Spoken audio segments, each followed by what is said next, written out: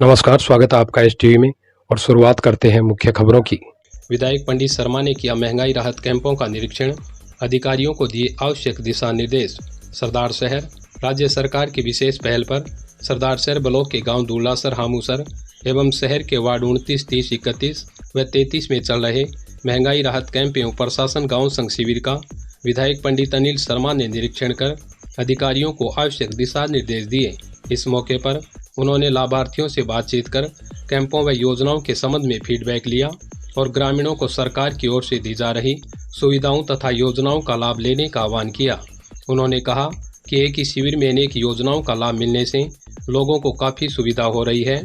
उन्होंने अधिकारियों से कहा कि महंगाई राहत कैंप में आने वाले ग्रामीणों को किसी प्रकार की परेशानी का सामना नहीं करना पड़े एवं जिन जिन योजनाओं में वे लाभ के पात्र हैं उनमें उन्हें पंजीकृत किया जाना सुनिश्चित करें। इस दौरान उपखंड अधिकारी विजेंद्र सिंह, नायब तहसीलदार प्रहलाद राय पारिक, पूर्व प्रधान राम कुमार मेघवाल, पालिका उपाध्यक्ष अब्दुल रशीद चायल, कांग्रेस ब्लॉक अध्यक्ष जितेंद्र सिंह राजवी, सरपंच प्रतिनिधि नानू राम पारिक, पूर्व पार्षद राकेश पारिक, परमेश्वर दुबे, जितेंद्र स्वामी व किशन लाल सैनी आदि उपस्थित रहे। निरीक्षण के दौरान हामूसर में अचानक आई बारिश व हल्के तूफान की वजह से टेंट उखड़ गया और कुर्सियां तितर बितर हो गई। ऐसे में विधायक शर्मा ने कैंप को दोबारा लगाने के निर्देश दिए। इस अवसर पर उपखंड अधिकारी अभिलाषा चौधरी, तहसीलदार बजरंग लाल, विकास अधिकारी दुर्गाराम पारिक, प्रधान प्रतिनिधि इंद्राज खीचड़ व कांग्रेस नेता रमेश चंद्र इंदौरिया आदि उपस्थित रहे। इस खबर के प्रायोजक हैं नव दुर्गा टेक्सटाइल क्लॉथ मर्चेंट, सरदार शहर के लेडीज मार्केट में बेहतरीन साड़ियों का शोरूम। लगातार 37 सालों से आपकी सेवा में, विश्वसनीय नाम और बेहतरीन साड़ियाँ। तो देर किस बात की, आज ही खरीदें अपने मनपसंद की साड़ियाँ और अन्य कपड़े। आपके बजट और आपके विश्वास का स्थान, दुल्हन वही जो पिया मन भाए। Nandlal Joshi, Nav Durga textile cloth merchant, ladies market, Sardarshahar. बढ़ते हैं अगली खबर के लिए। गोवंश को गुड़ व हरी सब्जी खिलाकर मनाया मुख्यमंत्री गहलोत का जन्मदिन। मुख्यमंत्री के उत्तम स्वास्थ्य एवं दीर्घायु की प्रार्थना।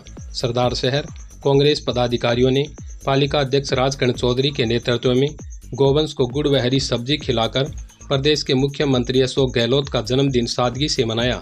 इस अवसर पर कांग्रेस पदाधिकारियों ने मुख्यमंत्री द्वारा शुरू किए गए राहत कैंपों की सराहना करते हुए मुख्यमंत्री गहलोत के उत्तम स्वास्थ्य एवं दीर्घायु की कामना की। इस अवसर पर पालिका अध्यक्ष राजकर्ण चौधरी, सेवादल जिला अध्यक्ष संजय दीक्षित, देहात ब्लॉक अध्यक्ष ईसर राम डूडी, क्रय विक्रय सहकारी समिति के चेयरमैन लालचंद छिरंग, प्रदेश कांग्रेस कमेटी सदस्य ताराचंद सारण, पार्षद राजेश पारिक, रिजवान सैयद, मुंशी तेली हमीद शाह, ओम प्रकाश नाई, ईश्वर प्रजापत, आसिफ खोखर व असलम खान चाइल सहित कांग्रेस के अनेक पदाधिकारी व कार्यकर्ता उपस्थित रहे। कामधेनु गौशाला में किसानों की कार्यशाला आयोजित। डॉक्टर पंकज वर्मा ने कहा, वरदान है वेस्ट डीकम्पोजर, उपज के साथ बढ़ेगी आमदनी। सरदार शहर जैविक खेती एवं वेस्ट डीकम्पोजर को लेकर बुधवार को कामधेनु गौशाला में किसानों की एक कार्यशाला का आयोजन किया गया, जिसमें किसानों को जैविक खेती एवं वेस्ट डीकम्पोजर के बारे में विस्तार से जानकारी दी गई। जैविक खेती विशेषज्ञ डॉक्टर पंकज वर्मा ने कहा कि भारत में कृषि उद्योग को भी दूसरे उद्योगों की तरह ही देखा जा रहा है। कृषि क्षेत्रों की ओर से ज़्यादा लोग ध्यान देने लगे हैं और कृषि में आय के नए नए साधन भी ढूंढे जा रहे हैं। उन्होंने कहा कि राष्ट्रीय जैविक खेती केंद्र गाजियाबाद के सेवानिवृत्त निदेशक करसन चंद्रा की ओर से तैयार किया गया वेस्ट डीकम्पोजर किसानों के लिए वरदान साबित हो रहा है। लूणकरणसर के प्रगतिशील किसान तेजाराम गौड़ ने बताया कि वेस्ट डीकम्पोजर जैविक खेती के लिए नई आशा है। भूमि को उपजाऊ व अधिक पैदावार के लिए इसका उपयोग करना चाहिए। इससे खेत में छिड़काव कर सकते हैं तथा गोबर व कचरे पर डालकर इसे खाद बना सकते हैं। साथ ही बीज का शोधन भी कर सकते हैं और अगर फसल में फफूंद जैसे रोग लगे तो उस पर भी छिड़काव कर सकते हैं। हम यहाँ आए हैं Himgiri green herbal private limited की तरफ से, और हम यहाँ किसानों को जैविक तरीके से खेती करने का बता रहे हैं, जिसमें किसानों का लागत कम हो सके और उत्पादन बढ़े, उसकी क्वालिटी बढ़े, ताकि किसानों को लाभ मिल सके। ये हम बता रहे हैं। ज़मीन कैसे हम फर्टाइल कर सकें, ज़मीन को जो हम रसायन से बर्बाद कर रहे हैं उसको कैसे बचा सकें, पानी को कैसे बचा सकें, अपने वातावरण को कैसे बचा सकें, क्योंकि हम आज के रासायनिक जो खेती का माहौल है उसमें जल थल नभ तीनों को बर्बाद कर रहे हैं। अब और आने वाले जो हमारी पीढ़ी है ना, वो अन्न के लिए पता नहीं कैसे तरसेगी और कहाँ से अन्न मिलेगा, क्योंकि एक तो किसान को लाभ नहीं मिल रहा कि लोग अपने बच्चों को किसान नहीं बना रहे हैं, और दूसरा जो अगर हमारी भूमि खराब होती जाएगी तो उसकी उत्पादकता ख़त्म होती जाएगी। जल खराब होगा, जैसे आप देख रहे हो कि नदियों की क्या हालत है, तो भूमिगत जल खराब होगा, पीने का पानी की उपलब्धता ख़त्म हो जाएगी। और वातावरण में जिस तरह से यूरिया, डीएपी और जितने तरह के हम कीटनाशक दे रहे हैं, तो अपने वातावरण को भी खराब प्रदूषित कर रहे हैं। तो नतीजा है कि हम स्वयं अपने हाथ से अपने मतलब आसपास समाज का गला घोंट रहे हैं, आने वाले जनरेशन का गला घोंट रहे हैं। कारण बस एक ही है कि हमने सीख लिया है कि बस खेत में गए यूरिया डाल दिया, खेत में गए डीएपी डाल दिया, खेत में गए पेस्टिसाइड्स डाल दिया। हमें इस बात की कोई परवाह नहीं है कि हम पूछते हैं, जानना चाहते हैं कि क्यों ऐसा हो रहा है, क्यों हम डाल रहे हैं। ना हम उसकी परवाह करते हैं, न जानना चाहते हैं, न चिंता करते हैं, और नतीजा साल दर साल हमारी लागत बढ़ती जा रही है और खेती किसानी से फ़ायदा ख़त्म होता जा रहा है। इसीलिए लोगों को धीरे धीरे इससे मोह भंग हो रहा है। लेकिन इसमें मैं इनको ये बता रहा हूँ कि इसमें सबसे पहले अपना दोष देखिए कि आप क्यों नहीं बदल रहे हैं।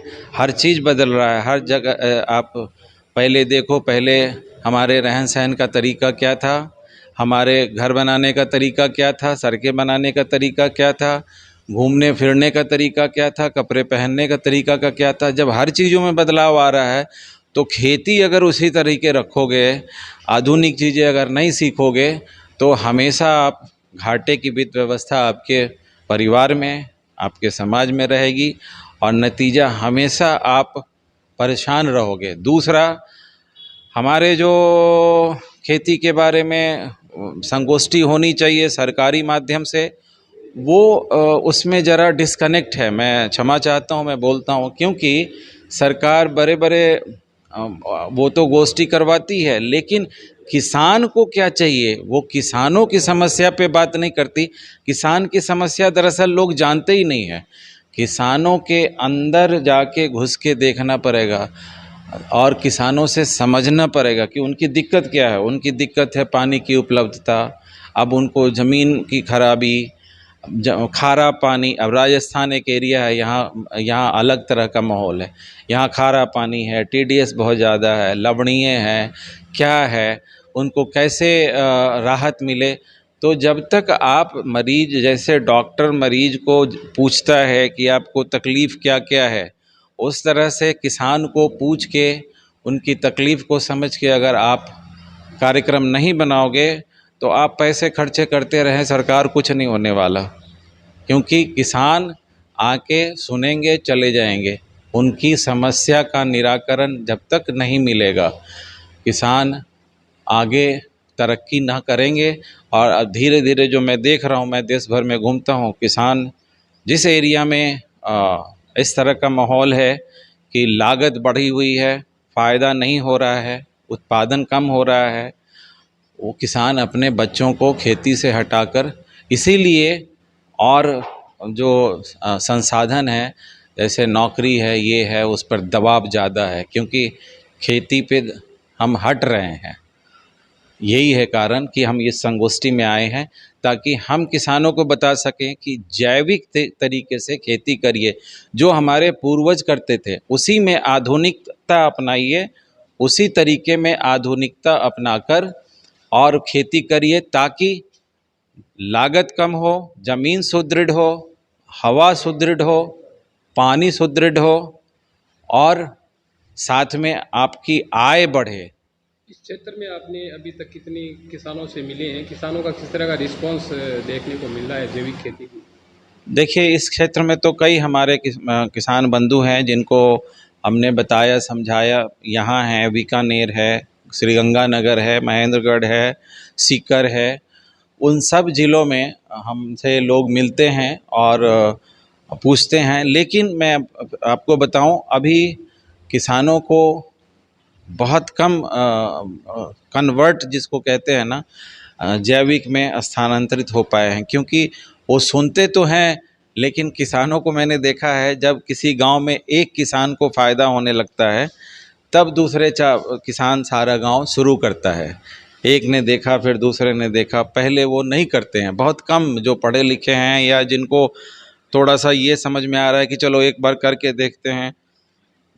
हम किसानों को इस तरह से भी समझाते हैं कि भाई अगर आपके 10 एकड़ है तो 1 एकड़ में शुरू करो, 1 एकड़ में करके देखो, अगर फ़ायदा होता है फिर 10 एकड़ में जाओ। आप द्वारा जैसे ये मैं देख रहा हूँ कि कुछ दवाइयाँ वगैरह सी रखी हुई है, तो ये हाँ, हमारी जो दवाइयाँ हैं वो देखिए OWDC के नाम से है, ओरिजिनल वेस्ट डिकम्पोज़र।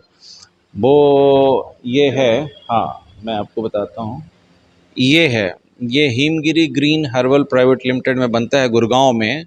और इसके जनक जो हैं डॉक्टर कृष्ण चंद्रा हैं, जिन्होंने 10-15 साल के रिसर्च के बाद इसको बनाया था, और यही हम किसानों को देते हैं। ये असल में जैसे आपने होम्योपैथी में सुना होगा मदर कल्चर, ये मदर कल्चर है। एक बॉटल ख़रीद के आप इसके लाखों लीटर बना सकते हैं। अगर आप बनाना चाहें तो, प्रिजर्व करना चाहें, मतलब ठीक से इसका रख रखाव करके आप इससे लाखों करोड़ों लीटर एक बॉटल से बना सकते हैं। ये है, फिर हम इनको देते हैं वो ये है इन्हांसर, जिसको गाढ़ा गौमूत्र भी कहते हैं, इन्हांसर। ये हम 2 चीज़ें देते हैं, और बस इन्हीं 2 चीज़ों से आप खेती हम करना सिखाते हैं, जिसमें फिर से बता रहा हूँ लागत अत्यंत कम हो जाता है। हाँ, लेकिन हम ये ज़रूर किसान को बताते हैं कि देखो ये रासायनिक नहीं है कि आज आपने यूज़ किया, आज आपने इस्तेमाल किया और कल ही आपको रिजल्ट चाहिए, तो ऐसा ना करिए। तब तो आप वही करिए रसायन वाला, क्योंकि रसायन में आज आप मारोगे और 2 दिन में आपको रिजल्ट मिल जाता है, लेकिन उसका जो नुकसान हो रहा है वो विजिबल नहीं है, दिखता नहीं है, वो बाद में प्रकट होता है राक्षस, तो तब तक बहुत देर हो चुकी होती है। इसमें क्या है, थोड़ा समय लगता है, लेकिन आपका जैसा कि मैंने बताया सब कुछ आपको मिलने लगता है। इस अवसर पर हरिप्रसाद बेदी, रिद्धकरण दर्जी, हंसराज बेनीवाल, गोपाल माड़ी, ताराचंद महर्षि, मनीराम डूचिया, भागीरथ बाबू, कालू राम शर्मा, रामनिवास व ओम प्रकाश शर्मा सहित बड़ी संख्या में किसान उपस्थित रहे। वहीं कार्यशाला का सफल संचालन उमेश स्वामी द्वारा किया गया। इसी के साथ मैं मुनाला राव, आप बने रहिए STV में। धन्यवाद।